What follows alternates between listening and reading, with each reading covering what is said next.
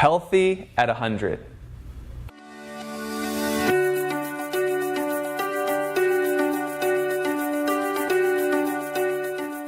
Hi, Christopher Yaks here. And that is a huge concept for us, for me personally, for John personally, to be healthy at 100.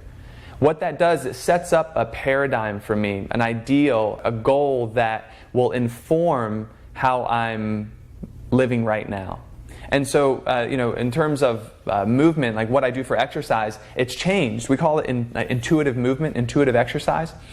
For years, John and I were like hardcore martial artists, banging not like learning katas, which is kind of like a choreographed dance. No offense, it's awesome, it's beautiful movement, but it just wasn't our thing. We wanted to be able to like learn a martial art that would be really street applicable, self-defense applicable. And so we put ourselves in scenarios where like there was a lot of uncertainty of like, is this person going to attack me or not? Because in that scenario, what comes out is how you trained, and then you can see the holes in your training that is how your training actually going to serve the purpose of saving your butt on the street.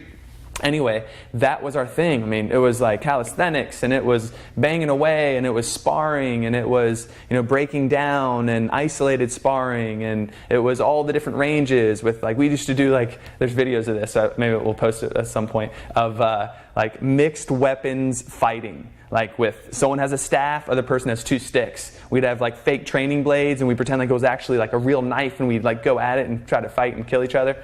Again, it was a time gone that thankfully is gone, because all of that training with the intensity of it was we looked good, but I was constantly injured. My body was broken down. If I had wrapped an identity around myself that I am a martial artist, which I did for years, I would still be a martial artist to this day, and my body would be worse because of it. There was a period where I had to pivot and say, man, if I'm looking at healthy at 100 and I'm really holding to that ideal, the way I'm exercising now needs to change to help support that. And then I found yoga. We found yoga specifically to be the supplement to our martial arts training, to give us the healing and the rejuvenation, the rehabilitation that we weren't getting prior to that. Then we realized, as I was practicing, I realized that, man, the real core of what we're doing is accessing the present moment. And yoga was the rocket ship, that martial arts. I mean, you'd have to do so much training to get into that space of like, I'm in a fight and I'm totally present. Yoga, bam, it's breath, it's movement. I dropped in first class. From what took me years to experience in martial arts, I got immediately in yoga. And so then that yoga was my thing. Like that's my thing right now. But even in the way in which I've expressed yoga and the sequences, and like it's changed so much over time. And so this whole idea of healthy at 100, it's cultivating intuition.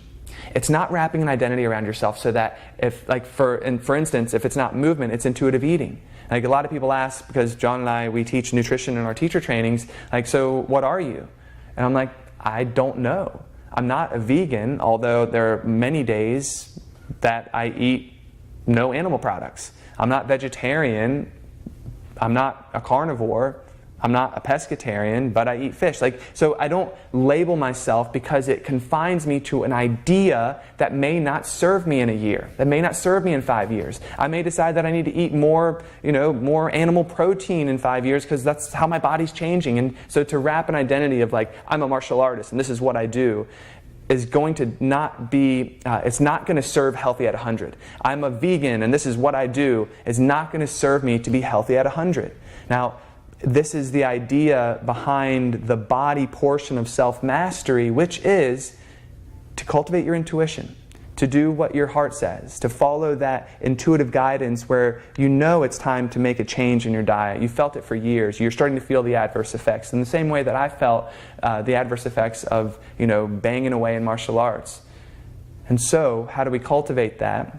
It's daily practices of meditation, of breathing and being and feeling and quieting this, so that you can experience like the whispers, that intuitive guidance that we all have, but it's just covered up in the noise of this mental chatter.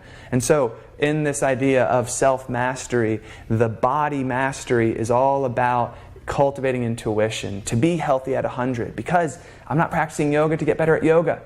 right? I'm not eating to get better at eating, if that makes any sense. I'm practicing yoga and I'm eating healthy intuitively so that I can be healthy at 100. I've had a very clear vision of what my life wants to look like if I'm gifted to be alive at 100. And I want to be playing with my kids and my grandkids. I want to be surfing. I want to be practicing yoga. I want to be able to skate. I want to be doing all the things that I love to do. And so that's what body mastery means. It's nutrition and it's movement. It's intuitive eating and it's intuitive movement. I hope this helps. I'll see you next time. Peace. And if you're feeling our message, come join our tribe. You can do that by subscribing to our Yaks Yoga Concepts YouTube channel, liking us on Yaks Yoga Concepts Facebook page, or following us at Yaks Yoga Concepts on Instagram.